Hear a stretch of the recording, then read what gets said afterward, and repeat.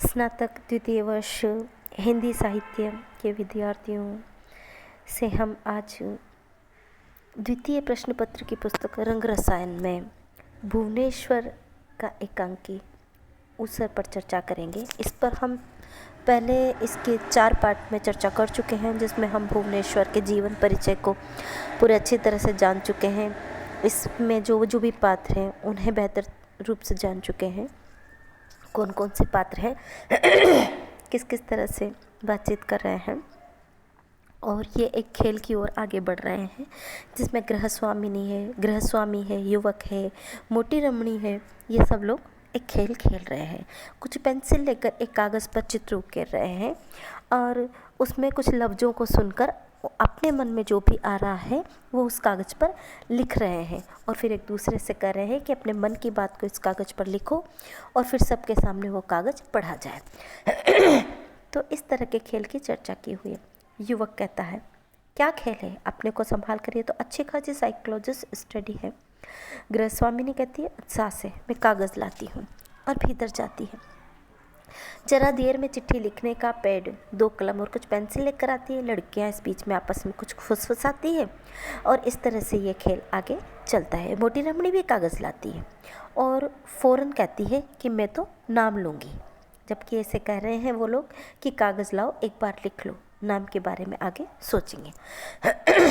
लड़कियां झेपती हुई कागज़ उठा लेती हैं, 2 पेंसिल ले लेती हैं। युवक ना अपना फाउंटेन पेन निकाल कर गृहस्वामिनी को अपनी माता को दे देता है और खाली हाथ खड़ा हो जाता है। मोटी रमणी कहती है, अरे तुम भी कागज़ लाओ राजा जी। युवक कहता है, मैं तो नाम लूँगा। मोटी रमणी फिर पेंसिल उठाकर कहती, अच्छा। सबको तैयार देखकर कहती है, मैं क्या कहूँ। तो फिर युवक हंसता है और कमरा सब लिखते हैं। युवक, अच्छा बिजली, फिर सब लिखते हैं। युवक, अच्छा पेरम्बुलेटर, फिर सब लिखते हैं। इस तरह से अपने मन में जो एक शब्द आता है सब लोग उस कागज़ पर लिखते चले जाते हैं। फिर युवक कहता है, अच्छा सेक्स। गृहस्वामी, मोटी रुमणी, सेक्स। युवक, हाँ। गृहस्वामी, क्यों सेक्स, ये भी लफ्ज़ है, आपने कहा था बिना सोचे नाम लो और कागज़ पर लिख दो। युवक, अच्छा बस। फिर जो पहले लड़कियां हैं अपने कागज़ मेज पर रखती है, सबसे आपके बाद में रखती है।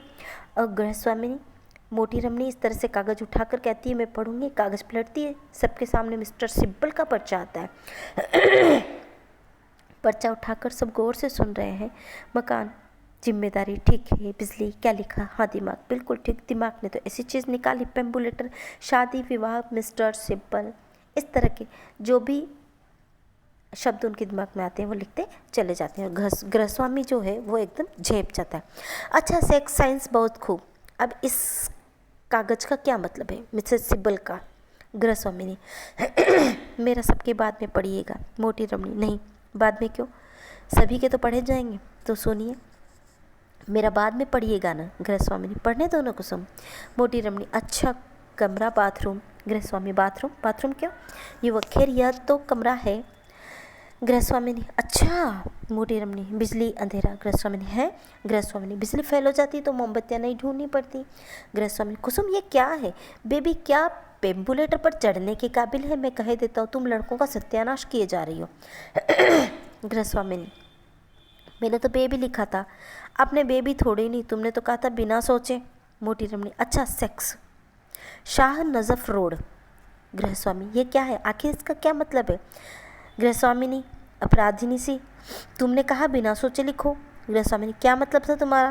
गृहस्वामिनी, मैंने कुछ नहीं कहा, वैसे ही लिख दिया। फिर गृहस्वामिनी कहता है, वैसे ही, वाह। युवक, पापा ये तो खेल है, आगे पढ़िए। गृहस्वामिनी, नहीं, इसे साफ हो जाने दीजिए। सेक्स, शाह नजफ रोड, वाह, उठकर इसके क्या मायने हैं। युवक, पापा यह तो खेल है।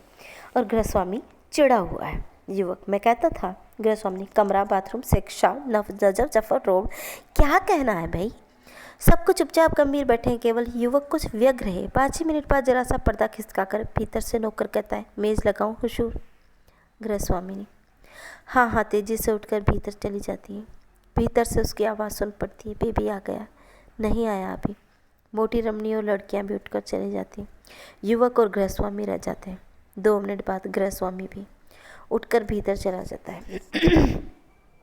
युवक व्यग्र बरामदे की तरफ, पर बरामदे के पास ही ट्यूटर मिल जाता है और दोनों कमरे में लौट आते हैं। ट्यूटर, अपराधी साहब, मैं अपनी डिक्शनरी यहाँ भूल गया था। युवक, आप क्या यहीं बैठे थे? जी हाँ। युवक, यहीं बरामदे में? ट्यूटर, हाँ। जी हाँ।